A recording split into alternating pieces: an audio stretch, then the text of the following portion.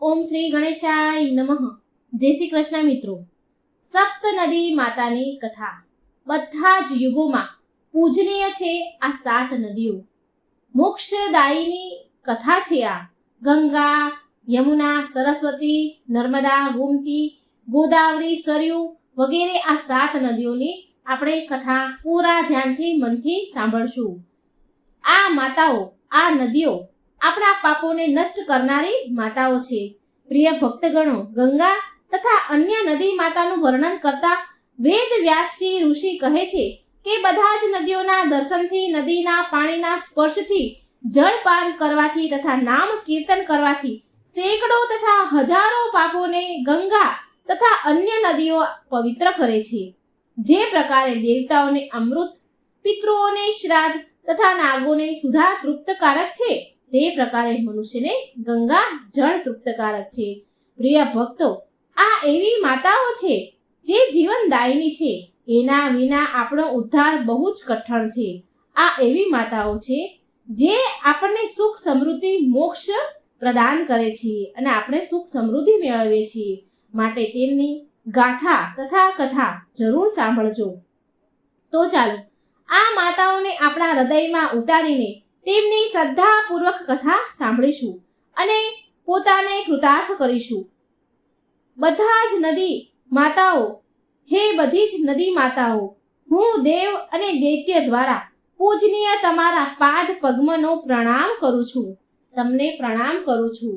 તમે મનુષ્યને સદાય તેના ભાવ અનુસાર ભોગ અને મોક્ષ પ્રદાન કરો છો.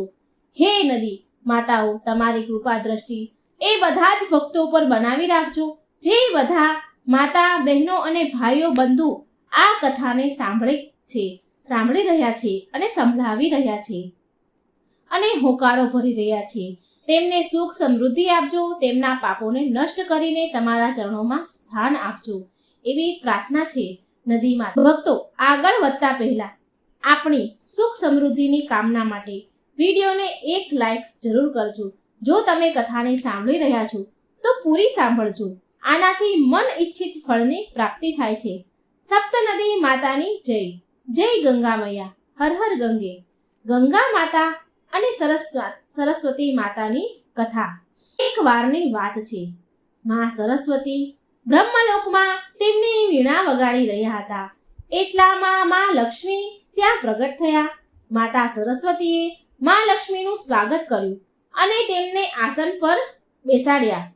પછી માતા સરસ્વતીએ એમનું અહીં આવવાનું કારણ પૂછ્યું. એટલે માતા લક્ષ્મીએ અભિમાન સાથે કહ્યું કે હું તો લક્ષ્મી છું. હું તો જન કલ્યાણના કાર્યમાં બહુ જ વ્યસ્ત રહું છું. આજે મને થોડો સમય મળ્યો તો વિચાર્યું કે ચાલને તમને મળી આવું. મારે બધાને ધન, વૈભવ અને સુખ આપવાનું હોય છે. મારા વિના તો આ દુનિયા ચાલી શકે જ નહીં, ભરણ પોષણ થઈ જ શકે નહીં.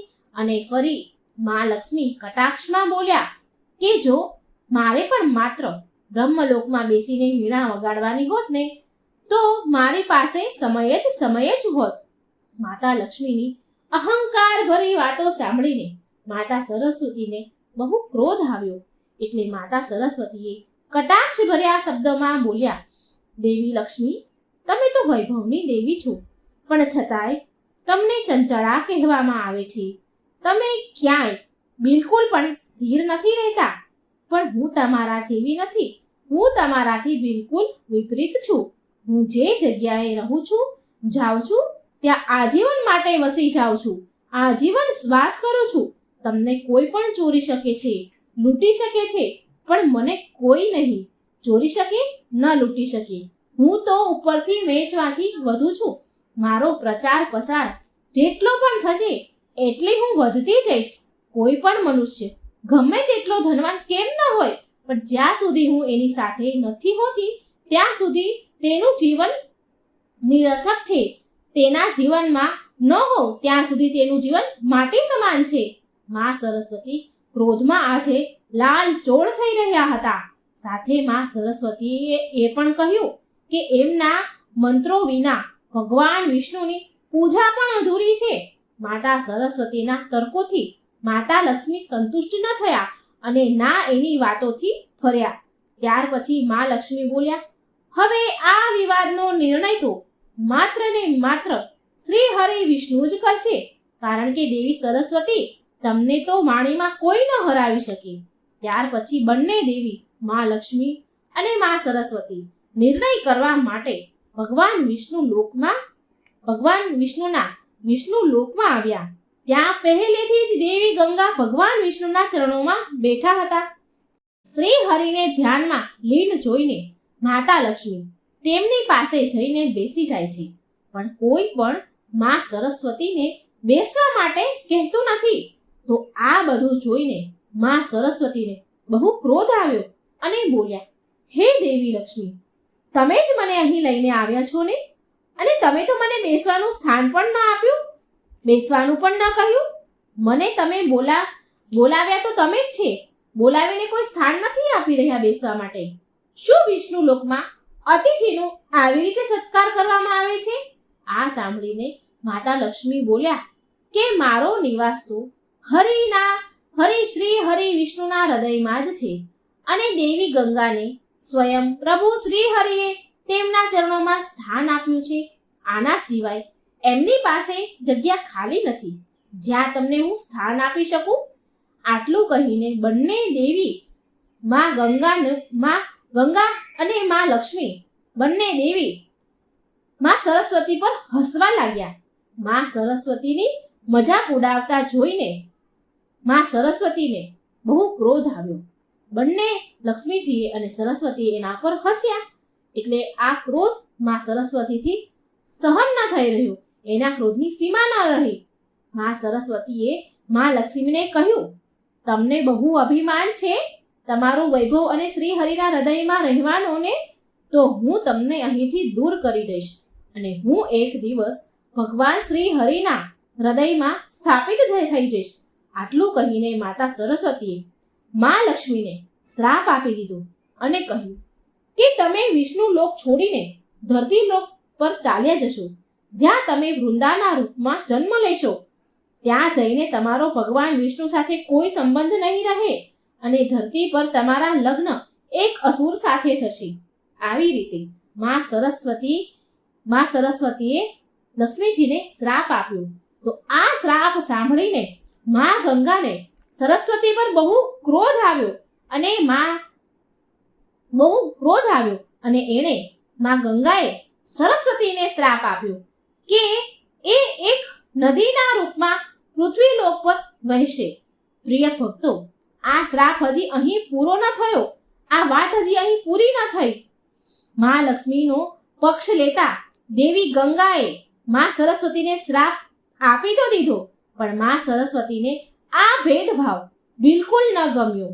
માટે માં સરસ્વતીએ ક્રોધમાં આવીને દેવી ગંગાને પણ શ્રાપ આપી દીધો કે હું પણ તમને શ્રાપ આપું છું કે તમે પણ પૃથ્વી લોક પર નદીમાં વહેશો, અને તમારામાં હાડકાં, કંકણ, હાડપિંજર વહાવવામાં આવશે. પ્રિય ભક્તો, જ્યારે આ શ્રાપની વાત અહીં પૂરી થઈ તો ત્રણેય દેવીઓ પછતાવા લાગી અને એની શ્રાપની મુક્તિના ઉપાયો શોધવા લાગી. એટલામાં ભગવાન વિષ્ણુના નેત્ર ખુલ્યા અને બોલ્યા, હે દેવીઓ, મેં તમારી વાતોને સાંભળી અને સમજી.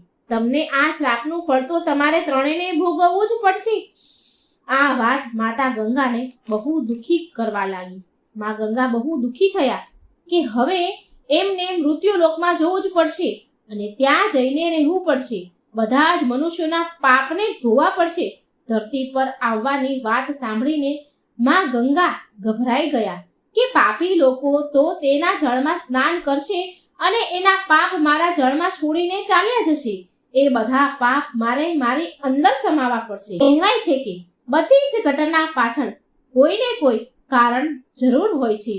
એ સમયમાં એક બહુ જ પ્રતાપી બળવાન રાજા સગર રાજ્ય કરતા હતા. પૂરી ધરતી પર એની શક્તિની ચર્ચા સ્થપાયેલી હતી. આ કારણથી એમણે અશ્વમેઘ યજ્ઞ કરવાનો વિચાર કર્યો. સગર રાજાએ તેમના 60,000 પુત્રો તેમના સૈનિકો સાથે એ ઘોડાને લઈ જવાનો આદેશ આપ્યો અને તેમની બીજી પત્નીને, સગર રાજાની બીજી પત્ની પણ હતી. તો એ બીજી પત્નીથી તેમને એક બીજો પુત્ર પણ હતો, અને એ પુત્ર એક ઋષિ હતો, અને એનું નામ અસમંજસ હતું. તેમણે પિતા સગરને ચેતવણી આપી હતી કે આ અશ્વમેઘ યજ્ઞમાં અપશુકન પણ આવી શકે છે, પણ સગર રાજાએ તેના ઋષિ પુત્રની અસમંજસની વાત ન માની, અને જગ્યાએ સગર રાજાની ધજા લહેરાવા લાગી. આનાથી રાજા ઇન્દ્રને બહુ ડર ઊભો થયો કે ઇન્દ્રદેવને તેમનું સિંહાસન ડોલતું દેખાયું, અને ઇન્દ્રદેવે આ યજ્ઞને રોકવા માટે એક ઉપાય શોધ્યો. રાત્રે જ્યારે બધા સૂઈ ગયા હતા અને સગર રાજાના સૈનિકો ઘોડાની સુરક્ષા કરી રહ્યા હતા, ત્યારે ઇન્દ્રદેવે એવી માયા રચી કે બધા જ પહેરેદાર સૈનિકો સૂઈ ગયા.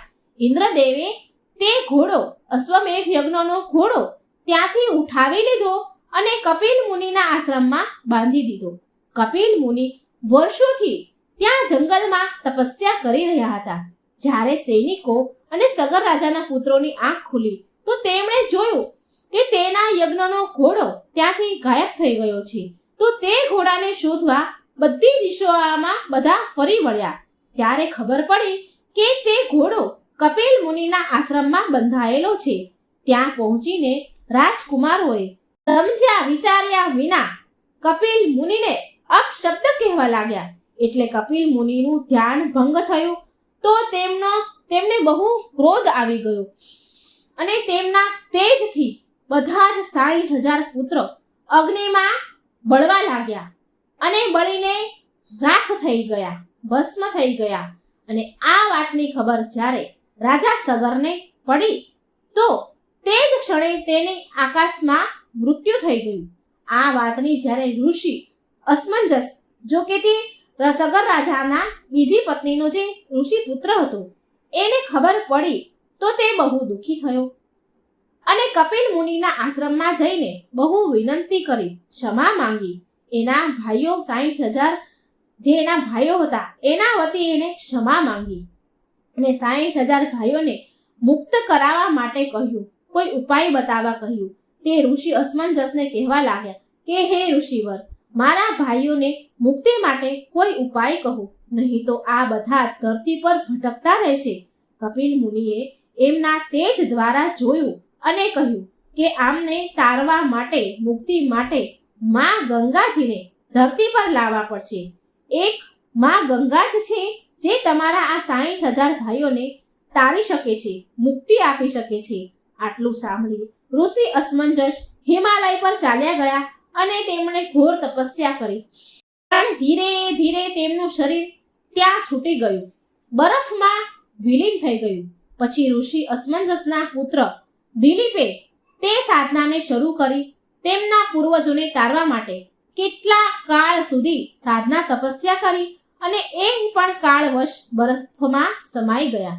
જ્યારે રાજા દિલીપના પુત્ર ભગીરથને આ વાતની ખબર પડી તો એમણે પણ માતા ગંગાના અવતરણની કૃપા કરવા માટે, પ્રાપ્ત કરવા માટે તપસ્યા શરૂ કરી. ભગીરથે બ્રહ્મદેવને પ્રસન્ન કર્યા. ભગીરથની ઘોર તપસ્યા જોઈને માં પાર્વતીએ માં ગંગાને સમજાવ્યા કે તે એમની જીદ છોડીને પુણ્યનું કામ કરે. તો માં ગંગા કહે છે કે હું ધરતી પર તો ઉતરી જાઉં, પણ મારો વેગ બહુ પ્રચંડ છે, જેને સંભાળવું એ ધરતીના હાથની વાત નથી. મારો પ્રચંડ વેગ ધરતી પર વહેશે તો અનાયાસે પણ બહુ બધા જીવજંતુ મરી જશે. આના માટે માત્ર મહાદેવ જ મારા વેગને સંભાળી શકે છે, ધારણ કરી શકે છે. ત્યાર પછી ભગીરથે મહાદેવને પ્રાર્થના કરી. મહાદેવ પ્રસન્ન થઈને માં ગંગાને તેમની જટામાં ઉતારવાનું સ્વીકાર કર્યું, અને મહાદેવે તેમની એક જટા ખોલી અને ગંગાની લહેરોને ધીરે ધીરે ધરતી પર ઉતારી. માં ગંગા ભગીરથના પાછળ પાછળ ચાલ્યા અને કપિલ મુનિના આશ્રમ પહોંચ્યા. ત્યાં સગર રાજાના 60,000 પુત્રોને તારી દીધા. આ પ્રકારે માં ગંગા ધરતી પર અવતરિત થયા, અને ત્યારથી માં ગંગા પાપીઓના ઉદ્ધાર કરતા આવ્યા છે. માં ગંગા બધાના જ પાપ નષ્ટ કરે છે. કહેવાય છે કે આ પ્રકારે માં સરસ્વતી દ્વારા માં ગંગાને શ્રાપ આપેલો પણ સિદ્ધ થઈ ગયો અને સરસ્વતી માતા પણ નદી બનીને પૃથ્વી પર અવતરિત થઈ વહેવા લાગ્યા. જય માં સરસ્વતી, જય માં ગંગા. હે માં, તમારા બધા જ ભક્તોના કલ્યાણ કરજો.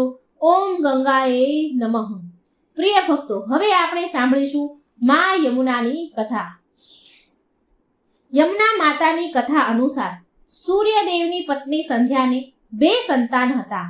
સંધ્યાના પુત્રનું નામ યમરાજા અને પુત્રીનું નામ યમુના હતું. સંધ્યા એમના પતિ સૂર્યદેવનું તેજ કિરણો સહન ન કરી શક્યા અને એ કારણે તેમણે તેનું બીજું રૂપ છાયાને સૂર્યદેવ પાસે મૂકી તેના પિયર ચાલ્યા ગયા. અને છાયાએ તાપી અને શનિને 2 પુત્રીને જન્મ આપ્યો. શનિને અને તાપીને જન્મ આપ્યો. આ છાયાને સદાય યુવાન રહેવાવાળા અશ્વિન કુમારોનો પણ જન્મ થયો, જે દેવતાઓના વેદ માનવામાં આવે છે.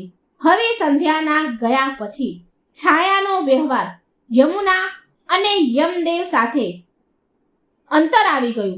એમનો વ્યવહાર દુર્વ્યવહાર થવા લાગ્યો. તેમનો વ્યવહાર સાવકીમાં જેવો થવા લાગ્યો.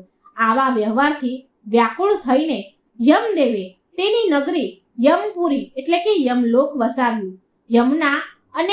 યમુના એના ભાઈને યમપુરીમાં પાપીઓને દંડ દેતા જોઈને દુઃખી થતા હતા, માટે યમુના ગૌલોકમાં ચાલ્યા ગયા. પ્રિય ભક્તો, માતાથી કુમાતા જેવો વ્યવહારથી દુઃખી થઈને યમરાજાએ યમલોકમાં રહેવાનું શરૂ કરી દીધું. તે છાયાના વ્યવહારથી દુઃખી હતા યમુનાજી અને યમરાજા. અને પછી યમુનાજી ગૌલોકમાં ચાલ્યા ગયા અને ત્યાંથી ધરતી પર આવ્યા અને ધરતી પર ભગવાન કૃષ્ણની ચોથી પટરાણી બન્યા. ભગવાન શ્રી કૃષ્ણએ બાળપણની વધારે પડતી લીલાઓ યમુના નદીના તટ પર કરી છે. કૃષ્ણ ભગવાન યમુનાજીને કાલંદી નામથી બોલાવતા હતા. જ્યારે ભગવાન કૃષ્ણના જન્મ પછી વસુદેવજી કૃષ્ણને ગોકુળ લઈને જતા હતા ત્યારે યમુનાજીમાં તોફાન આવ્યું અને જળનું સ્તર વધવા લાગ્યું. આ જોઈને ભગવાને તેમનો પગનો અંગૂઠો પાણીમાં ડૂબાડ્યો એટલે યમુનાજીનું પાણી શાંત થઈ ગયું અને આમ યમુનાજી ધરતી પર રહેવા લાગ્યા. એક વખતની વાત છે, જ્યારે યમુનાજીને મળવા તેમના ભાઈ યમરાજા આવ્યા તો યમુનાજીએ યમરાજાને ચાંદલો કર્યો અને તેમને વરદાન માંગવા કહ્યું. તો યમુનાજીએ એ વરદાનમાં માંગ્યું કે હે ભાઈ, હું એવું ઈચ્છું છું, મારી એવી ઈચ્છા છે કે જે પણ મારા જળમાં સ્નાન કરે તે યમલોકના દર્શન ક્યારેય ન કરે. આ સાંભળી યમરાજા ચિંતામાં પડી ગયા અને મનમાં વિચાર કરવા લાગ્યા કે આવા વરદાનથી તો યમલોકનું અસ્તિત્વ સમાપ્ત થઈ જશે. યમુનાજી તેના ભાઈને ચિંતામાં જોઈને બોલ્યા, ભાઈ, તમે ચિંતા ન કરો અને મને એ વરદાન આપો કે આજના દિવસે બહેન ભાઈના ઘરે ભોજન કરે તથા મથુરા સ્થિત નગરીમાં મારા જળમાં સ્નાન કરે તે યમલોકના દર્શન ક્યારેય ન કરે. યમરાજાએ યમુનાજીનું આ વરદાન સ્વીકાર કર્યું અને વરદાન આપી દીધું. તો મિત્રો, આ બહેન ભાઈના આ મિલનના તહેવારને ભાઈ બીજના નામે ઓળખાય છે અને આવી રીતે યમુનાજીની બહુ અસીમ કૃપા છે કે તેના જળમાં જે સ્નાન કરે છે તે મોક્ષ પામે છે. તે યમલોકના દરવાજે નથી જતા, ક્યારેય યમલોકનો દરવાજો નથી જોતા. કહેવાય છે કે યમુનાજીને કાર્તિક અને માહ મહિનો બહુ પ્રિય છે, માટે માહ મહિનો અને કાર્તિક મહિનામાં યમુનાજીમાં સ્નાન કરવાની પ્રથા છે. એકવાર પ્રેમથી બોલો યમુનાજીની જય. જય હો યમુનાજી, જય શ્રી કૃષ્ણ. પ્રિય ભક્તગણો, હવે તમે આગળ સાંભળશો માતા સરયુની કથા. સરયુ નદીની આ કથા છે. પુરાણોમાં વર્ણન છે કે એક કથાના અનુસાર સરયુ નદીનો જન્મ ભગવાન વિષ્ણુના નેત્રોના આંસુમાંથી થયો છે. વાત એવી છે કે પ્રાચીન સમયમાં શંખાસુર નામના એક અસુરે વેદોને ચોરીને સમુદ્રમાં નાખી દીધા. એટલે વેદોને સંતાડી દીધા અને પોતે તે અસુર ત્યાં છુપાઈ ગયો. સરયુ નદીમાં જ છુપાઈ ગયો અને ત્યાં જ રહેવા લાગ્યો. અને આ કારણે અધર્મનો પ્રભાવ વધી ગયો અને ધર્મની હાનિ થવા લાગી. માટે ભગવાન વિષ્ણુએ ધર્મની રક્ષા કરવા માટે મત્સ્ય અવતાર ધારણ કરીને તે દૈત્યનો સંહાર કર્યો અને પછી એ વેદો બ્રહ્માજીને આપી દીધા. ધર્મની આ જીતથી ભગવાન વિષ્ણુની આંખોમાં આંસુની ધારા વહેવા લાગી. તેમની આંખોમાં આંસુ આવી ગયા. ત્યારે બ્રહ્માજીએ તેમના કમંડળમાં કૈલાસ સરોવરના માન સરોવરમાં તે કમંડળ સુરક્ષિત કરી દીધું. પછી એકવાર આ કમંડળ જળને વૈવત્સ મુનિએ વાડના પ્રહારથી માન સરોવરમાંથી બહાર નીકાળ્યું અને તેમાંથી જે નદી પ્રગટ થઈ એ જ નદી સરયુ નદી કહેવાય. પછી ભગીરથે તેની ઘોર તપસ્યાથી સ્વર્ગથી ગંગાને ધરતી પર ઉતારી અને તેના પૂર્વજોનો ઉદ્ધાર કરાવ્યો અને ગંગા અને સરયુ નદીનો સંગમ કરાવ્યો. પ્રિય ભક્તો, સરયુ નદી માતાની એક કથા બીજી પણ પ્રચલિત છે, જે સીતા માતાથી જોડાય છે.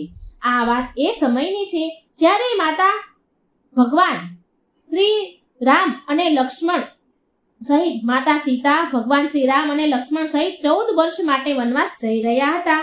ત્યારે મા સીતાએ સરયુ માતાને પ્રાર્થના કરી હતી કે તે સહકુશળ પાછા અયોધ્યા નગરી આવી જશે શ્રી રામ અને લક્ષ્મણ સાથે, તો તે સરયુ માતાની પૂજા કરશે. જ્યારે 14 વર્ષ વીતી ગયા પછી જ્યારે તે 14 વર્ષ પછી શ્રી રામ અને લક્ષ્મણ સાથે અયોધ્યા આવે છે, તો એની ખુશીમાં અયોધ્યા નગરીમાં ચારેય બાજુ ખુશી, હર્ષ, ઉલ્લાસ હતો અને ચારેય બાજુ દીવા પ્રગટાવવામાં આવ્યા હતા. આ ઉત્સાહ, આ ઉમંગમાં સીતાજીને સમય ન મળ્યો સરયુ નદીની પૂજા કરવાનો. અને એ સમયે મા સીતાને યાદ આવ્યું કે વનવાસ જતા સમયે મા સરયુને વચન આપ્યું હતું કે તે ફરી એના પતિ અને દિયર લક્ષ્મણ સાથે પાછા સ્વકુશળ આવશે તો પૂજા કરશે, વિધિ વિધાનથી પૂજા કરશે. આમ વિચારીને માતા સીતા લક્ષ્મણને સાથે લઈ ગયા અને રાત્રે સરયુ નદીના તટ પર પહોંચી ગયા. દિવસે સમય ન મળ્યો માટે મા સીતા રાત્રે સરયુ નદીના તટ પર પૂજા કરવા જાય છે. મા સીતાએ સરયુની પૂજા કરવા માટે લક્ષ્મણને જળ લાવવા માટે કહ્યું. હવે લક્ષ્મણ જળ લાવવા માટે ઘડો લઈને સરયુ નદીમાં ઉતર્યા. લક્ષ્મણ જળ ભરી જ રહ્યા હતા એટલામાં સરયુ નદીની અંદરથી અખાસુર નામનો એક મહા અસુર નીકળ્યો, જે લક્ષ્મણને ગળવા માટે આગળ વધ્યો. ત્યારે મા સીતાએ આ દ્રશ્ય જોઈ લીધું અને તેમણે લક્ષ્મણને બચાવવા માટે અધાસુરને ગળતા પહેલા મા સીતાએ લક્ષ્મણને જ ગળી લીધા. લક્ષ્મણને ગળી ગયા. લક્ષ્મણને ગળી જતાની સાથે મા સીતા અને લક્ષ્મણનું શરીર જળ સમાન તત્વમાં બદલાઈ ગયું. આ અદ્ભુત દ્રશ્ય હનુમાનજી જોઈ રહ્યા હતા અને એ એક ઝાડ પાછળ સંતાઈ ગયા. હનુમાનજીએ માતા સીતા અને લક્ષ્મણને મિશ્રિત શરીર એક ઘડામાં ભરી લીધું અને ભગવાન શ્રી રામ સામે ઉપસ્થિત થયા અને બધી જ ઘટના ભગવાન શ્રી રામને હનુમાનજીએ કહી સંભળાવી. હનુમાનજીની બધી જ વાત સાંભળીને શ્રી રામ ભગવાન હસ્યા અને એમણે હનુમાનજીને કહ્યું કે આ રાક્ષસને ભગવાન શિવનું વરદાન છે કે મળેલું છે, માટે રાક્ષસનું વધ તો હું પણ ન કરી શકું. ભગવાન શિવના આ વરદાન અનુસાર અધાસુરનો વધ ત્યારે જ કરી શકાય છે જ્યારે સીતા અને લક્ષ્મણનું શરીર એક થઈને કોઈ તત્વમાં બદલી જાય અને હનુમાન એ તત્વનો ઉપયોગ એક શસ્ત્રના રૂપે કરે. પ્રિય ભક્તો, પ્રભુ શ્રી રામની વાત સાંભળી હનુમાનજીએ એ ઘડાના જળને ગાયત્રી મંત્રથી અભિમંત્રિત કરીને સરયુ નદીમાં વહાવી દીધું. સરયુ નદીમાં એ જળ ભળી જતા નદીમાં આગની જ્વાળા ઉઠી, જેમાં બળીને અધાસુર રાક્ષસ ભસ્મ થઈ ગયો. અધાસુરના ભસ્મ થતાની સાથે સરયુ નદીએ સીતા અને લક્ષ્મણને પાછું શરીર આપી દીધું અને આવી રીતે ફરીથી એમનું નવું જીવન તેમને મળ્યું. મિત્રો, તમને જણાવીને હેરાની થશે કે ગંગાની જેમ પવિત્ર હોવા છતાં પણ આ નદીનું જળ પૂજા પાઠમાં કામમાં નથી લેવામાં આવતું, કારણ કે આની પાછળ ભગવાન શિવનો આ નદીને શ્રાપ છે.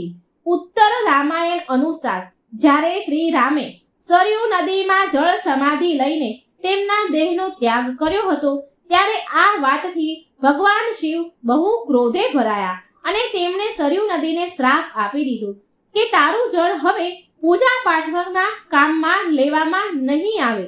હા, પણ તારા જળમાં સ્નાન કરવાથી લોકોના પાપ જરૂર નષ્ટ થશે. તો મિત્રો આ હતી સરયુ નદી માતાની કથા. પ્રેમથી બોલો સરયુ માતાની જય. મિત્રો હવે આપણે સાંભળશું ગોદાવરી નદીની કથા. ગોદાવરી માતાની કથા અનુસાર પ્રાચીન સમયમાં બ્રહ્મગીરી પર્વત ઉપર ઋષિ ગૌતમ તેમની પત્ની અહલ્યા બંને રહેતા હતા અને તપસ્યા કરતા હતા. એ ક્ષેત્રમાં એવા કેટલાય ઋષિ હતા જે ગૌતમ ઋષિથી ઈર્ષ્યા કરતા હતા અને તેમને નીચું દેખાડવાની ભરપૂર કોશિશ કરતા હતા. એકવાર બધા જ ઋષિઓએ ગૌતમ ઋષિ પર ગૌ હત્યાનો આરોપ લગાવી દીધો. વાત એવી હતી કે તે સમયે બધા જ ઋષિઓ એક ષડયંત્ર રચી રહ્યા હતા. રચ્યું હતું એક બહુ જ દુબળી પાતળી મરણ ઓહારતી હોય એવી ગાય, જોકે તે મરણ અવસ્થામાં જ હતી, તેને ગૌતમ ઋષિના ખેતરમાં મોકલી દીધી. હવે એ ગાય ઉગેલો પાક હતો જે ખેતરમાં એ ખાવા લાગી. હવે આ જોઈને ગૌતમ ઋષિએ એ ગાયને ખેતરમાંથી નીકાળવા માટે એક પાતળી એવી લાકડી લઈને ગયા. એક લાકડીથી તેમણે ગાયને માર્યું તો ન હતું, માત્ર તેને અડાડી જ હતી. જેવી એમને ખાલી લાકડી અડાડી એવામાં એ ગાય અચાનક પડી અને જમીન પર પડી ગઈ. તો મિત્રો અને મરી ગઈ, એ ગાય મરી ગઈ. તો મિત્રો આવી રીતે ઋષિ ગૌતમ પર ગૌ હત્યાનો આરોપ લગાવીને બધા ઋષિઓ બોલ્યા કે આ હત્યાના પાપના પ્રાયશ્ચિત કરવા માટે દેવી ગંગાને અહીં લઈને તમારે આવવું પડશે, ત્યારે જ તમારા માથેથી આ પાપ ઉતરશે. અને જો તમે આવું નહીં કરો તો તમારે આ જગ્યા અને આ આશ્રમ છોડીને જવું પડશે. પ્રિય ભક્તો, ત્યારે ગૌતમ ઋષિએ શિવલિંગની સ્થાપના કરીને તેમની પત્ની સાથે પૂજા શરૂ કરી. ઋષિની ભક્તિથી પ્રસન્ન થઈને શિવજી અને માતા પાર્વતી ત્યાં પ્રગટ થયા અને શિવજીને વરદાન માંગવા કહ્યું. ત્યારે ઋષિ ગૌતમે દેવી ગંગાને એ સ્થાન પર મોકલવાનું વરદાન માંગ્યું. હવે ભગવાન શિવે દેવી ગંગાનું આહ્વાન કર્યું તો દેવી ગંગા બોલ્યા, હે ભગવાન, હું અહીં તો જ ઉતરીશ, તો જ રહીશ જ્યારે તમે ત્રણેય ત્રિદેવ એક જ રૂપમાં શિવલિંગમાં બિરાજમાન હશો અને હું તમારા પવિત્ર શિવલિંગ પર થઈને અહીંથી પ્રવાહિત થઈશ. આ સાંભળી ત્યાં વિષ્ણુ સહિત બ્રહ્માજી પણ પ્રગટ થયા અને ત્રણેય દેવોએ એક રૂપ ધારણ કરી એમના અંશથી એક શિવલિંગને પ્રગટ કર્યું. પ્રિય ભક્તો, ગંગાજીનું આમ કહેવાથી ભગવાન શિવ અહીં ત્રયંબકેશ્વર જ્યોતિર્લિંગના રૂપમાં વાસ કરે છે, સ્થાપિત થયા. આ પ્રકારે અહીં ત્રણેય દેવતા સમાયેલ છે, બ્રહ્મા, વિષ્ણુ અને મહેશ. અને માતા ગંગા ગોમતી નદીના રૂપમાં ત્યાં વહેવા લાગ્યા. ગોમતી નદીનું નામ ગોદાવરી પણ છે. બ્રહ્મા, વિષ્ણુ, મહેશ ત્રણેય દેવ એક સાથે ત્રયંબકેશ્વર શિવલિંગમાં સ્થાપિત થયા.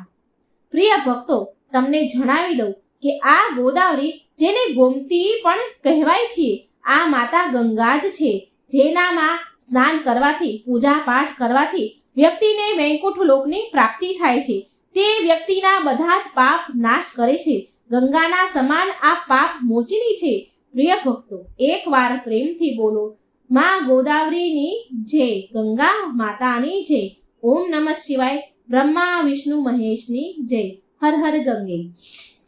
મિત્રો, હવે આપણે સાંભળીશું માતા નર્મદા દેવીની કથા. નર્મદા નદીની કથા. નર્મદાને આપણે નદીના નામે ઓળખીએ છીએ. પ્રાચીન માન્યતાઓ અનુસાર ભગવાન ભોળાનાથ અમરકંટક પર્વતના એક તળાવની પાસે તપસ્યામાં લીન હતા. એ સમયે એમના શરીરમાંથી નીકળેલો પરસેવો એક નદીના એણે રૂપ લઈ લીધું. ભગવાનના શરીરમાંથી જે પરસેવો નીકળ્યો એણે નદીનું રૂપ લીધું. જ્યારે શિવજીની તપસ્યા પૂરી થઈ ત્યારે માં નર્મદાએ દર્શન દઈને ભગવાન શિવ અને માતા પાર્વતીને પોતાની અલૌકિક શક્તિનો પરિચય આપ્યો અને આજ શિવજીના પરસેવાથી ઉપસ્થિત નદી માં નર્મદાના રૂપમાં જાણવામાં આવે છે. તપસ્યામાં લીન મહાદેવને ધૂપ તાપથી બચાવીને સેવા કરવા વાળી નર્મદા વિશે જાણીને માં ગૌરીને બહુ આનંદ થયો. માં ગૌરી બહુ પ્રસન્ન થયા અને ભોળાનાથે પ્રસન્ન મનથી તેમને નર્મદા નામથી બોલાવ્યા. આ નામ બે શબ્દથી મળીને બન્યું છે, નરમ અને દાસી, જેનો અર્થ થાય છે સુખ દેનારી. જો આપણે નર્મદા નદીનો ઇતિહાસ અને પૌરાણિક કથા વિશે વાત કરીએ તો નર્મદા માને મૈકાલ નામથી પણ ઓળખાય છે તથા નર્મદાને રુદ્ર કન્યા કહીને પણ સંબોધન કરવામાં આવે છે તથા નર્મદાને ગંગાજી કરતાં પણ વધારે પવિત્ર માનવામાં આવે છે. હિન્દુ ધર્મમાં નર્મદાની પરિક્રમાને પુણ્યશાળી માનવામાં આવે છે. પિતૃઓને મોક્ષ દેનારી નર્મદાને પિતૃઓની પુત્રી પણ કહેવામાં આવે છે. પ્રિય ભક્તો, એક લોકકથા અનુસાર એવી માન્યતા છે કે નર્મદા રાજા મેઘલની પુત્રી હતી. કહેવાય છે કે રાજા મેઘલે તેમની અત્યંત રૂપવાન પુત્રી માટે એવું નક્કી કર્યું હતું કે જે પણ રાજકુમાર ગુલાબ કાવલીના દુર્લભ ફૂલ તેની પુત્રી માટે લાવશે તો તેની પુત્રીના લગ્ન એ ફૂલ લાવવાવાળા સાથે થશે. પછી આ સાંભળીને રાજકુમાર સોનભદ્ર ગુલાબ કાવલીના ફૂલ લઈ આવ્યા એટલે તેની સાથે રાજકુમારી નર્મદાના લગ્ન નક્કી થયા. તે સમયે નર્મદા રાજકુમાર સોનભદ્રના દર્શન ન કરી શક્યા, પણ તેમના રૂપ અને યૌવન અને પરાક્રમની કથાઓ સાંભળી તે મનમાં સોનભદ્રને બહુ પ્રેમ કરવા લાગ્યા હતા. અને આ બાજુ લગ્ન થવામાં થોડા દિવસ હજી બાકી હતા, પણ નર્મદાથી રહેવાયું નહીં એટલે તેની દાસી જુહીલાના હાથે પ્રેમ પત્ર મોકલવાનું તેમણે વિચાર કર્યો. હવે જુહીલાને પ્રેમ સંદેશ નર્મદાએ લખીને આપી દીધો. હવે જુહીલા તો નર્મદાની દાસી હતી અને સખી સમાન પણ હતી, માટે તેને મજાક કરવાનું સૂઝી આવ્યું. એટલે જુહીલાએ નર્મદા પાસેથી તેના વસ્ત્ર અને ઘરેણાં માંગ્યા અને તે વસ્ત્ર ઘરેણાં પહેરી નર્મદાના ઘરેણાં વસ્ત્ર પહેરી અને રાજકુમારને પત્ર આપવા માટે નીકળી ગઈ. જુહીલા રાજકુમાર સોનભદ્રની પાસે પહોંચી તો રાજકુમાર સોનભદ્રએ તેની સખી જુહીલા નર્મદા સમજી બેઠા, ભૂલ કરી બેઠા અને સોનભદ્ર જેવા રાજકુમારને જોઈને અહીં જુહીલાના મનમાં પણ ખોટ આવી ગઈ. રાજકુમારના પ્રણય નિવેદન પ્રેમને એ ઠુકરાવી ન શકી. પ્રેમ ભરી વાતો એ જુહીલા ઠુકરાવી ન શકી, કારણ કે સોનભદ્રએ તો નર્મદા સમજીને એની સાથે વાત કરી હતી, તો એ પ્રેમ ઠુકરાવી ન શકી અને જુહીલાને ખોટ મનમાં આવી ગઈ અને સોનભદ્ર રાજકુમારના પ્રેમમાં પડી ગઈ. આ બાજુ જુહીલા હજી આવી નહીં એટલે નર્મદાની ધીરજ ખૂટી, ધીરજના બાણ તૂટ્યા. તેની ધીરજ ખૂટી. તેની દાસીની બહુ આતુરતાથી તે વાટ જોઈ રહી હતી, પણ હજી સુધી દાસી આવી નહીં. હવે જુહીલા ન આવી એને વાર લાગી એટલે તે પોતે જ સોનભદ્રને મળવાનું વિચારી અને નર્મદા ઘરેથી નીકળે છે સોનભદ્રને મળવા માટે.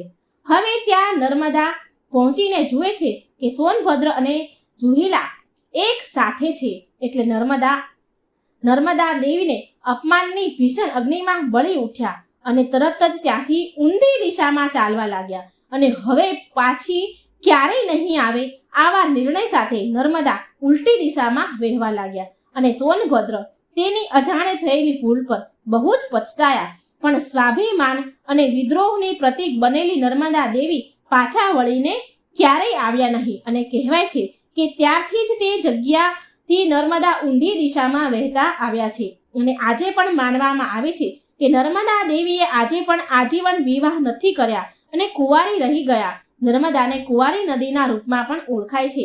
જેવી રીતે આપણે સાંભળ્યું કે આ નર્મદા નદી ગંગા નદી કરતાં પણ વધારે પવિત્ર માનવામાં આવે છે, આવું શાસ્ત્રમાં વર્ણન થયેલું છે.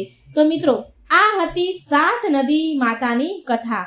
એકવાર પ્રેમથી બોલો નર્મદા માતાની જય, ભગવાન ભોળાનાથની જય.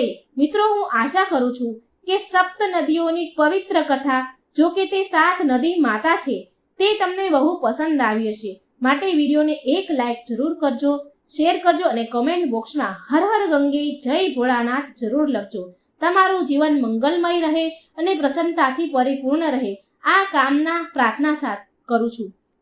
આજે આપણે પવિત્ર નદી તાપી નદીની વાર્તા સાંભળીશું. તાપી નદીનો ઇતિહાસ, મહત્વ, એ ક્યારથી પ્રગટ થયા છે, બધું જ આપણે આ વિડીયોમાં સરસ મજાનો વિડીયો સાંભળીશું. મિત્રો, જો વિડીયો સારો લાગે તો લાઈક કરજો, શેર કરજો અને મારી આ ચેનલને સબસ્ક્રાઈબ કરવાનું ભૂલશો નહીં. સાથે બેલ આઇકોનનું બટન પણ પ્રેસ કરજો, જેથી નવા ભગવાનની કથાઓ તમારા સુધી જલ્દી પહોંચે.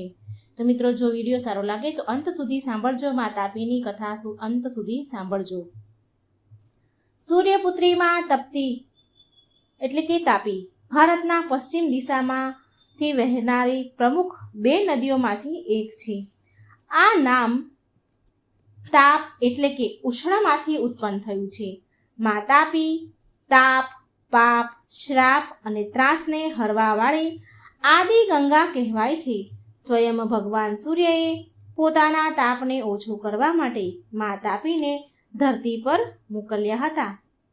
વૈતુલ જિલ્લાના મુલતાઈ તહસીલ મુખ્યાલય પાસે સ્થિર એક તળાવમાંથી નીકળવાવાળા સૂર્યપુત્રીની જન્મકથા, તાપી નદીની જન્મકથા મહાભારતના આદિ પર્વમાં ઉલ્લેખિત છે.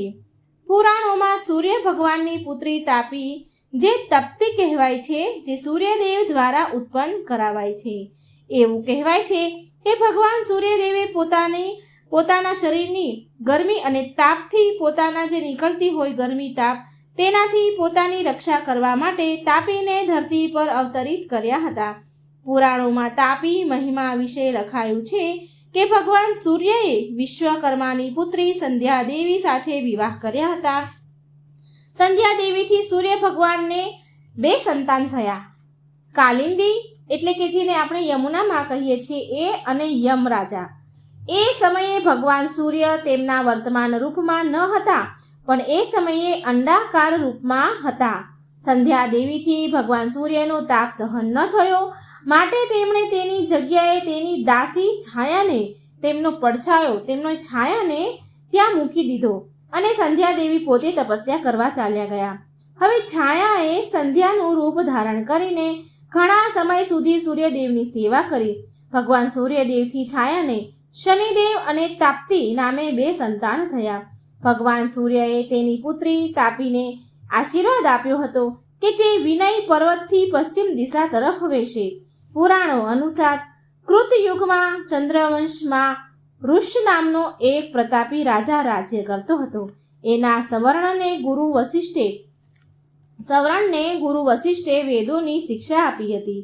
એક સમયની વાત છે જ્યારે સવર્ણ રાજપાટનું દાયિત્વ ગુરુ વશિષ્ઠના હાથમાં વશિષ્ઠને સોંપી નીકળી ગયા હતા. તો જંગલમાં સવર્ણે એક સરોવરમાં અપ્સરાઓને સ્નાન કરતા જોઈ, જેમાંથી એક તાપી પણ હતા.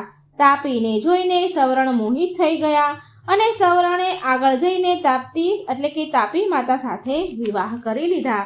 સૂર્યપુત્રી તાપીને ભાઈ શનિદેવે એવા આશીર્વાદ આપ્યા હતા કે જે પણ ભાઈ બહેન તાપી અને યમુના નદીમાં સ્નાન કરશે તેને ક્યારેય અકાળ મૃત્યુ નહીં આવે. પૌરાણિક કથા અનુસાર રાજા દશરથનું બાણથી શ્રવણનું પાણી ભરતા એક સમયે અકાળ મૃત્યુ થયું. આ કથા તો તમે મિત્રો જરૂર સાંભળી જ હશે કે રાજા દશરથ શિકાર કરવા ગયા હતા, ત્યારે એમણે હરણ સમજીને એ શ્રવણ પાણી ભરતા હતા, જેથી અવાજ આવવાથી દશરથ રાજાએ તીર છોડ્યું હતું અને એનાથી શ્રવણનું મૃત્યુ થયું હતું. એટલે પુત્રના મોતથી દુઃખી આંધળા માતા પિતાએ રાજા દશરથને શ્રાપ આપ્યો હતો કે તેની પણ મૃત્યુ પુત્ર મોહમાં થશે. પ્રભુ શ્રી રામના વનવાસ પછી રાજા દશરથ પણ પુત્ર મોહમાં મૃત્યુને પ્રાપ્ત થયા હતા. રામજીના વનવાસ જવાથી એમને ખૂબ આઘાત લાગ્યો હતો, એટલે એમનું મૃત્યુ થયું હતું. પણ તેમને હત્યાનો શ્રાપ મળ્યો હતો દશરથ રાજાને, જેના કારણથી તેમને સ્વર્ગની પ્રાપ્તિ ન થઈ શકી.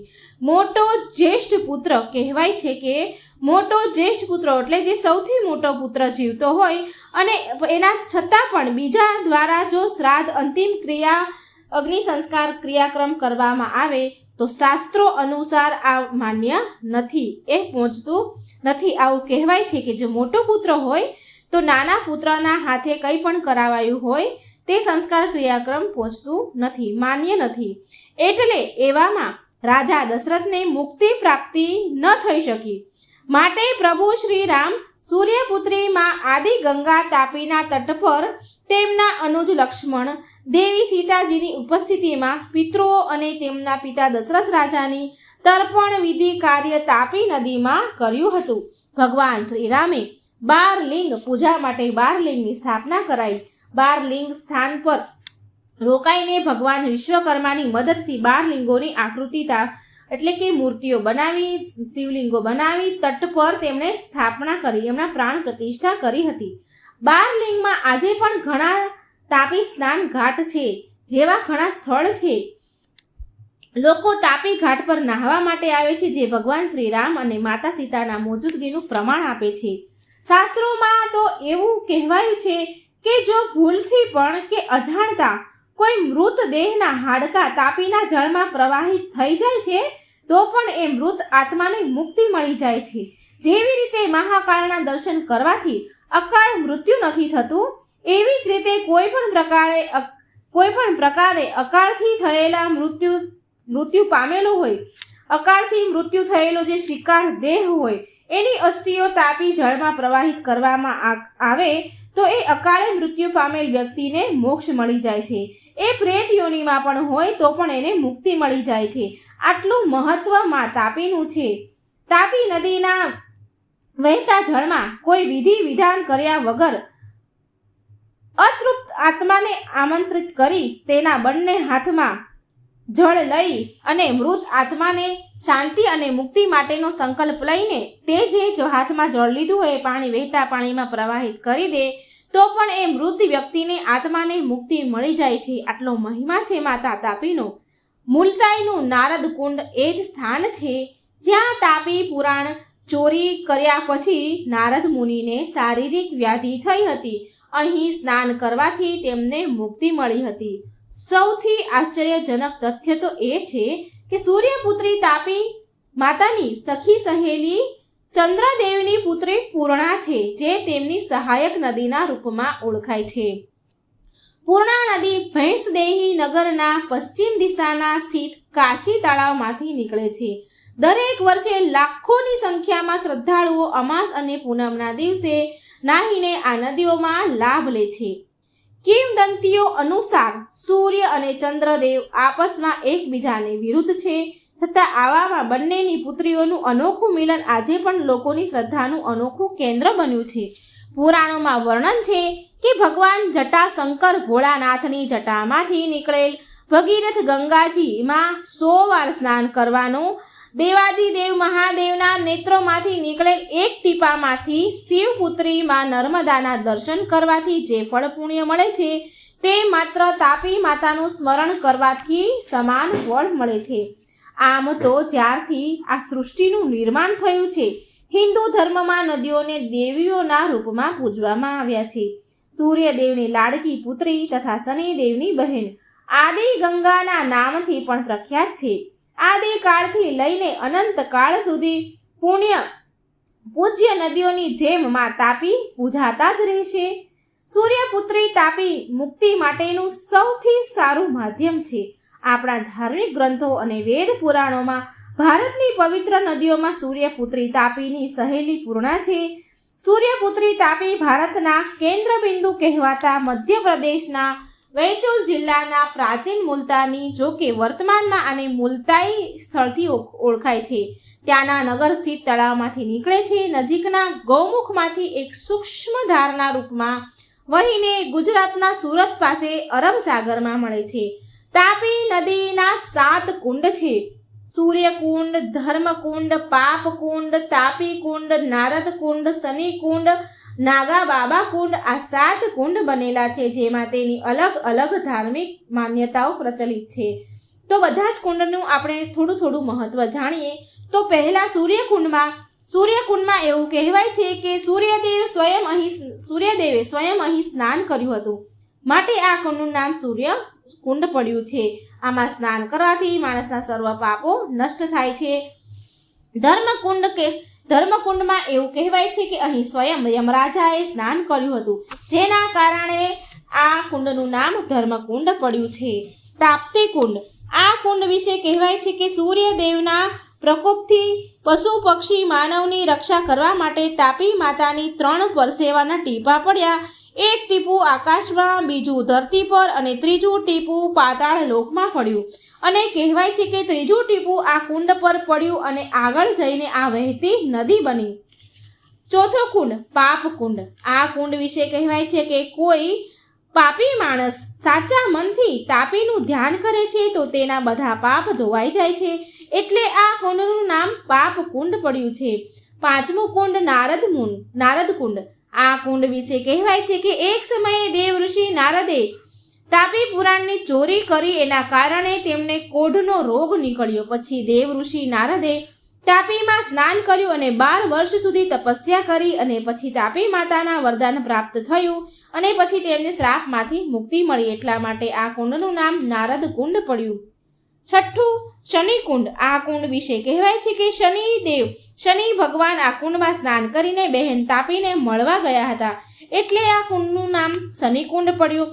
સાતમું કુંડ નાગા બાબા કુંડ. આ કુંડ વિશે કહેવાય છે કે આ કુંડ નાગ સંપ્રદાયનો કુંડ છે. આ જગ્યા પર તપસ્યા કરીને ભગવાન શિવને પ્રસન્ન કર્યા હતા. આ જગ્યા પર સફેદ જનોઈ ધારી શિવલિંગ પણ છે, એટલા માટે આ કુંડને નાગા બાબા કુંડ કહેવાય છે. હવે તાપી નદીનું અસ્તિત્વ અને તાપી નદીના 21 નામો આપણે જાણીશું. મધ્યપ્રદેશ અને મહારાષ્ટ્રના ગીચ જંગલોને વિંધતી ખડકોની છાતી ચીરીને અને હસતી રમતી નિર્દોષ તોફાન કરતી પુણ્યશાળી સલીલ સૂર્યપુત્રી તાપી નદી તાપી જિલ્લાના ચરણ પખાળે છે. તાપી નદી એ સૌથી પુરાતન નદી છે. તાપી પુરાણમાં આપેલા શ્લોકમાં જણાવાયું છે કે યદા ન ગંગા સૂર્ય ન રેવા ના ગોમતી સાભ્રમતી ના ભાષા યદા ના વિશ્વ ચ વિશ્વકર્મા તદા પ્રયાસ કિલ સૂર્ય દેહ. એટલે આનો અર્થ એ છે કે જ્યારે ગંગા, સરયુ, ગોમતી, સાબરમતી જેવી નદીઓનું અસ્તિત્વ ન હતું, જ્યારે ભાષા ન હતી, જ્યારે આ વિશ્વ કે વિશ્વકર્મા ન હતા, ત્યારે પણ તાપી નદીનું અસ્તિત્વ હતું. ભારતીય સંસ્કૃતિમાં માતાનું ગૌરવભર્યું સ્થાન આપવામાં આવ્યું છે. જેમ માતાના ખોળે બાળક ઉછરે છે, તેમ નદીના ખોળે માનવ સંસ્કૃતિ પડે છે. પુરાણમાં કહ્યું છે કે તાપી નદી 21 કલ્પ પહેલા પ્રગટ થઈ છે. તો હવે આપણા મનમાં એ પ્રશ્ન ઊભો થાય કે કલ્પ એટલે શું? તો મિત્રો જણાવું તો શાસ્ત્રમાં જણાવ્યા પ્રમાણે એક કલ્પ એટલે 4 અબજ 32 કરોડ વર્ષ. તો એ રીતે 4 અબજ 32 કરોડ વર્ષને 21 સાથે ગુણતા આશરે 91 અબજ વર્ષ થાય. તો આમ તાપી માતા 21 કલ્પ પહેલા પ્રગટ થયા હતા. તાપી માતાનો જન્મ અષાઢ સુદ સાતમના દિવસે થયો હતો. આજે પણ આ શુભ દિવસ તાપી માતાના જન્મદિવસ તરીકે ઉજવવામાં આવે છે. કહેવાય છે કે ગંગામાં સ્નાન કરવાથી, રેવામાં દર્શન કરવાથી, સરસ્વતીનું આચમન કરવાથી પવિત્ર થવાય છે, જ્યારે તાપી માતાનું તો માત્ર સ્મરણ કરવાથી સર્વ પાપોનો નાશ થાય છે. તાપી માતાના 21 કલ્પો આપણે જાણીએ તો 21 કલ્પોના નામ આ પ્રમાણે છે. પહેલું પદ્ય, બીજું પોષ્કર, ત્રીજું શૌર, ચોથું શાંભવ, 5 ચાંદ્ર, છઠ્ઠું કશ્યપ, 7મું ઉપેન્દ્ર, 8મું ઐન્દ્ર, 9મું વારુણ, 10મું મહાબળ, 11 મહેશાન, 12 ઉત્કલ, 13 કુનાલાક, 14 પ્રાકૃતિ, 15 મત્સ્ય, 16 એલાખ્ય, 17 કુર્મ, 18મું વરાહ, 19 આદિવરાહ, 20 કૃષ્ણ વરાહ અને 21 શ્વેત વરાહ. આ 21 કલ્પોના નામ હતા. આમ કુલ 21 કલ્પ જોવા મળે છે. અને હવે આવી જ રીતે આ પ્રમાણે તાપી માતાના 21 નામો પણ છે, જે મિત્રો આ પ્રમાણે છે: સત્યા, સત્યોદ્રવા, શ્યામા, કપિલા, તાપિની, નાસત્યા, સાવિત્રી, કપિલાબિંકા, તપનાહદા, નાસિકોહવા, સહાકારા, સનકા, અમૃતશય નંદિની, સૂક્ષ્મ તારિણી, સૂક્ષ્મ, સૂર્યા, સર્વ વિશાપહા, તિગ્મા, તિગમારિયા, તારા અને 21મું તામરા. તાપી નદી સાતપુડાની પર્વતમાળામાંથી બેતુલ જિલ્લાના મુલતાઈ નામના ગામ પાસેથી એક તળાવ પાસેથી નીકળે છે. ત્યાં મૂળ તાપી નામે એક રેલવે સ્ટેશન પણ છે. તાપી નદીના કિનારે વસેલા નગરો જોઈએ તો આ પ્રમાણે છે: ધારા, નસીરાબાદ, મેડવાટ, અમલનેર, બુરહાનપુર, જેનાબાદ, નમનખેડા, ભૂસાવલ, જલગાંવ, ઉકાઈ, કાકરાપાર, માંડવી, કડોદ, બૌધાન, કામરેજ, ઉમરા, ભીમપોર, ડુમ્મસ વગેરેનો સમાવેશ થાય છે. એવું માનવામાં આવે છે કે બૌધાન ગામ પાસે તાપી નદીને ગુપ્ત રીતે ગૌતમી ગંગા અને સામે કિનારે ગલતેશ્વર આગળ પ્રગટ નારદી ગંગા તાપી નદીને મળે છે, જેથી ગલતેશ્વર આગળ ત્રિવેણી સંગમ થાય છે. આ સ્થળ ખૂબ જ પવિત્ર મનાય છે. એનું મહાત્મય પ્રયાગરાજ અને ત્રયંબકેશ્વર જેટલું જ છે. અહીંથી આગળ તાપી, કામરેજ, કઠોર થઈ, ઉત્તરાણ, અશ્વિની કુમાર થઈ, સુરત, રાંદેર થઈ, ડુમ્મસ પાસે અરબી સમુદ્રમાં વિલીન થઈ જાય છે. તો મિત્રો, આ હતી મા તાપીનો મહિમા, એમના 21 કલ્પોના નામ, માતા તાપીના 21 નામ. તો મિત્રો, તમને જો આ વિડીયો સારો લાગે માતા તાપીનો તો શેર કરજો, લાઈક કરજો, જેથી બીજા લોકોને પણ મા તાપીની કથા મહિમા સાંભળવાનો અવસર મળે અને આપણને પુણ્ય પ્રદાન થાય.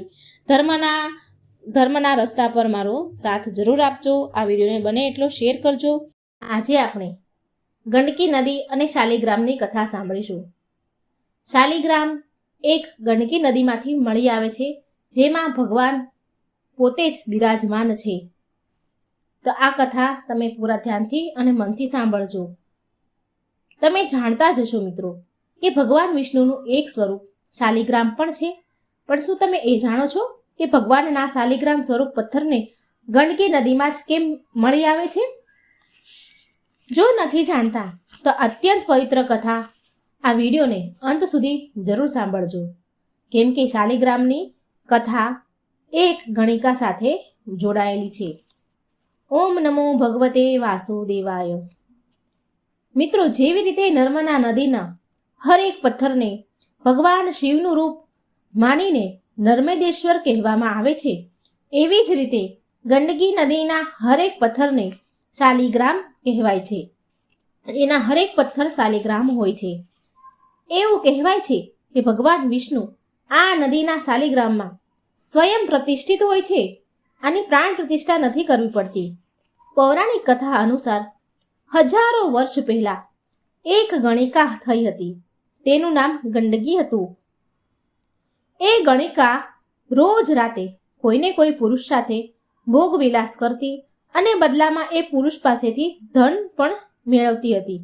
ગંડકીને આ કામ કરતા કરતા ઘણા બધા વર્ષો વીતી ગયા. તો એક દિવસ એક મહાત્મા એ ગામમાં આવ્યા જ્યાં ગણિકા રહેતી હતી. તે મહાત્માએ ગામમાં આવીને એ ગામવાળાનું કલ્યાણ કર્યું. આ સાંભળીને જોઈને એ ગંડકી પણ એ મહાત્મા પાસે જઈને કહે છે, હે મહાત્મા, તમે તો સંત છો, તો તમે મુજ ગણિકાનું પણ કંઈ કલ્યાણ કરી દો. ગંડકીની વાત સાંભળીને મહાત્મા બોલ્યા, હું તારું કલ્યાણ તો કરી દઈશ, પણ એના માટે તારે આ ગણિકાપણું છોડવું પડશે. ગંડકી બોલી, હે ગુરુજી, હું બધું જ છોડી શકું છું, પણ મારું આ શરીર વેચવાનું ન છોડી શકું, કેમ કે ગુરુજી, હવે મને આની આદત થઈ ગઈ છે. ઘણા વર્ષોથી આ કામ કર્યું છે મેં, માટે મને આદત પડી ગઈ છે. આના સિવાય તમે મને જે કંઈ છોડવાનું કહેશો એ હું છોડી દઈશ, પરંતુ આ કામ તમે મારાથી ન છોડાવો અને કોઈ પણ રીતે મારો ઉદ્ધાર કરો પ્રભુ. પછી ગુરુજી બોલ્યા, તો એક કામ કર, આજ પછી તારી પાસે જે પણ પુરુષ આવે તું એને તારો પતિ માન અને ભગવાન માનીને એની સેવા કરજે, એટલે તારો ઉદ્ધાર થઈ જશે. ગણિકા બોલી, ઠીક છે ગુરુજી, આજ પછી હું આવું જ કરીશ. એ દિવસ પછી તે ગંડકી પાસે જે પણ સૂર્યાસ્ત પછી આવે, જે પણ પુરુષ સૂર્યાસ્ત પછી એની પાસે આવે તો ગંડકી તેને તેનો પતિ માનીને તેની સેવા સત્કાર કરતી, આદર કરતી, ખવડાવતી, પીવડાવતી અને પગ પણ દબાવતી. આટલું જ નહીં, સૂર્ય અસ્ત થયા પછી જે પણ પુરુષ તેની પાસે આવતો તેને તેના પતિ પરમેશ્વર માનતી હતી. આવી રીતે ગંડકીએ મહાત્માએ કીધેલી વાતો પર વિશ્વાસ કરીને તેનું પાલન કરવા લાગી, સાચી નિષ્ઠાથી પાલન કરવા લાગી. હવે આ તરફ વૈકુંઠ લોકમાં બેઠા બેઠા ભગવાન વિષ્ણુ આ બધું જ જોઈ રહ્યા હતા. આમ ઘણા દિવસ થઈ ગયા પછી શ્રી હરિ વિષ્ણુને વિચાર આવ્યો કે કેમ ન હું આ ગંડકીની પરીક્ષા લઉં. આમ વિચાર કરી ભગવાને પરીક્ષા લેવાનો નિર્ણય લીધો. એક દિવસની વાત છે, જ્યારે સૂર્ય અસ્ત થયો તો ભગવાન વિષ્ણુ એક પુરુષના વેશમાં તે ગંડકી પાસે આવ્યા. એ ગણિકાના ઘરે આવ્યા. જ્યારે ભગવાન આવ્યા તો તે ગંડકીએ રોજની જેમ તે પુરુષના ચરણ ધોયા, ભોજન કરાવ્યું, પાણી પીવડાવ્યું અને પગ પણ દબાવ્યા. આ બધું જોઈને ભગવાન વિષ્ણુ તો બહુ પ્રસન્ન થયા. પછી રાતે પ્રતિક્રિયા પછી ભગવાન વિષ્ણુ ગંડકી સાથે સૂઈ ગયા. અચાનક સવારે 4 વાગે ભગવાને ગંડકીને જગાડી અને બોલ્યા કે મને તો બહુ માથું દુખે છે. પુરુષ રૂપી ભગવાનની આવી હાલત જોઈ તે ગંડકી બોલી, હું હમણાં જ કોઈ વૈદ્યને બોલાવીને આવું છું. એટલે ભગવાન બનેલા એ પુરુષ બોલે છે, નહીં, તું ક્યાંય ન જા, હું તારા વિના નહીં રહી શકું. અને ભગવાનને એટલું બધું જોરમાં માથું દુખવા લાગ્યું કે જોતામાં એમના પ્રાણ નીકળી ગયા. મિત્રો, ભગવાન તો માત્ર મરવાનું નાટક જ કરી રહ્યા હતા. ભગવાન તો મરી ગયા. એટલે તે ગંડકી ગણિકાને લાગ્યું કે અરે, આ તો મારા પતિ હતા. મારા પતિ મર્યા પછી તો મારે પણ સતી થવું જ પડશે. પછી સવારે ગામવાળાને ખબર પડી કે ગંડકી ગણિકાના ઘરે કોઈ પુરુષ મરી ગયો છે. તો ગામવાળા તેની ઘરે પહોંચી ગયા અને તેમની પાસે તેમણે બધાએ વાંસની અર્થી એટલે કે નનામી તૈયાર કરી. ત્યાર પછી એ પુરુષના શબને એ નનાની પર સુડાવ્યા, એ અર્થી પર સુડાવ્યા અને એ અર્થીને ગામવાળા સ્મશાન ઘાટે લઈ જવા લાગ્યા. હવે એ ગણિકા પણ તેની પાછળ શોળ શણગાર કરીને ચાલી નીકળી, સજી ધજીને નીકળી પડી. આ જોઈ ગામવાળા બોલ્યા કે અરે ગંડકી, તું આવી રીતે શોળ શણગાર કરીને ક્યાં જઈ રહી છો?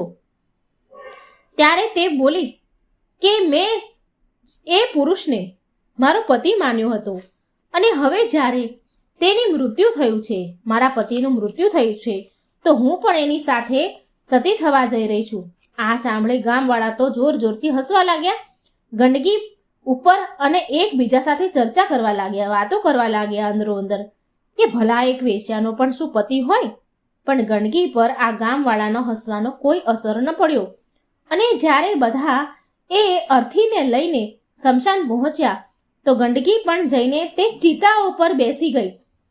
અને જ્યારે તે પુરુષની લાશને ચિતામાં મૂકી તો ગંડકીએ તે પુરુષનું માથું તેના ખોળામાં રાખ્યું અને ભગવાનને પ્રાર્થના કરવા લાગી કે હે પ્રભુ, જો મેં જ્યારથી ગુરુના વચનો પર વિશ્વાસ કર્યો છે ત્યારથી લઈને આજ સુધી મારા પતિ સિવાય બીજા પુરુષને ન જોયો હોય તો આગ લાગી જાય. ગંડકીના આટલું કહેવાથી જ ચિતામાં આગ લાગી ગઈ. જ્યારે આગ લાગી તો ભગવાને એક આંખ ખોલીને જોયું કે ગંડકી શું કરી રહી છે. ભગવાને જોયું તો ગંડકી બંને હાથ જોડીને આંખ બંધ કરીને એમના નામના જાપ કરી રહી હતી. પછી ભગવાને તેની માયાથી તે ચિતામાં અગ્નિ વધારે પ્રજ્વલિત કરી, વધારે અગ્નિ પ્રગટાવ્યા લાગ્યા. ફરી ભગવાન એક આંખ ખોલીને જુએ છે કે ક્યાંક આ વધારે અગ્નિના તાપથી ગંડકી ભાગી તો નથી ગઈ ને. ભગવાન ખોલીને જોવે છે કે ગંડકી, પણ ભગવાને જોયું કે ગંડકી પર તે એકદમ તેજ અગ્નિનો કોઈ પણ અસર નથી થઈ રહ્યો. તેનું શરીર સળગતું જાય છે પણ તે ઊં કે ચૂ પણ નથી કરી રહી. પછી ભગવાનને સમજાઈ ગયું કે ગંડકી ભલે ગણિકા છે પણ તે ભક્તિની તો સાચી છે. તરત જ ભગવાન વિષ્ણુએ એ જ સમયે પ્રગટ થયા અને બોલ્યા કે ગંડકી, આંખો ખોલ, હું તો તારી પરીક્ષા લઈ રહ્યો હતો અને તું એ પરીક્ષામાં સફળ થઈ છો. ભગવાનનું આટલું બોલતા જ એ ચિતાની આગ ઓલવાઈ ગઈ અને તે ગંડકીનું શરીર પણ સ્વસ્થ થઈ ગયું.